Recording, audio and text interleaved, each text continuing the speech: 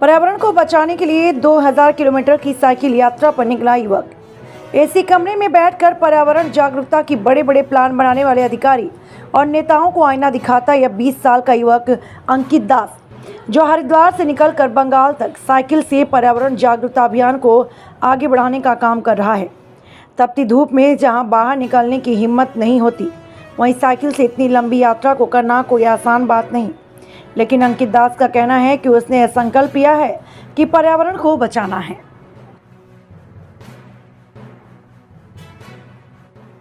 क्या नाम है आपका? मेरा नाम अंकित दास है। क्या उद्देश्य लेकर निकले हैं साइकिल से? जी, उद्देश्य ये है कि जलवायु परिवर्तन के विषय पे अत्यधिक लोगों से बात हो पाए और इस विषय को कैसे राजनीति से जोड़ा जा सके, जिससे इसका समाधान और कुछ इस पे काम हो सके। कितनी लंबी यात्रा है आपकी? ये यात्रा लगभग 2000 किलोमीटर रहेगी। अंतिम लक्ष्य तक पहुंचने तक अभी हमारे रास्ते बदलते रहते हैं, तो थोड़ा बताना ठीक ठाक मुश्किल रहता है। क्या मांग करते हैं सरकार से? आपने बताया कि राजनीति ज़रूरी है, कि इस विषय पर राजनीति होनी चाहिए। तो हम देख रहे हैं कि पूरे देश भर में और जहां हम काम करते हैं, उत्तराखंड मेरा घर है और असम और बंगाल के क्षेत्रों में मैं काम करता हूं, तो हर जगह पे ही ये दिक्कतें बहुत ज़्यादा बढ़ रही हैं। और आपको पता ही होगा, उत्तराखंड में भी भूस्खलन होता रहता है।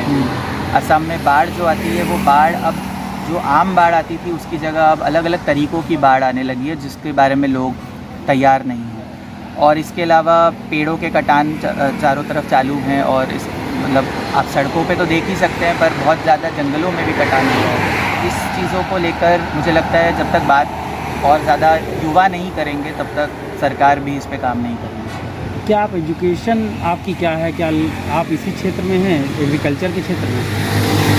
एजुकेशन तो दरअसल कंप्यूटर्स में मैंने मास्टर्स किया हुआ है, काफ़ी पहले किया था। और उसके बाद से ही मैं 2013 से ही कार्यरत हूँ समाज सेवा में, संस्थानों अलग अलग संस्थानों में रहा हूँ। खुद की भी संस्था फिर 2017 में हमने चालू की थी। फिर अभी मैं बहुत सारी संस्थाओं से ज़मीनी तौर पे जुड़ा हुआ हूँ। मेरा मतलब काम ग्राउंड पे ही ज़्यादा है। अच्छा, अब जो अवैध कटान होती है, क्या वो भी कारण है पर्यावरण असंतुलन के लिए?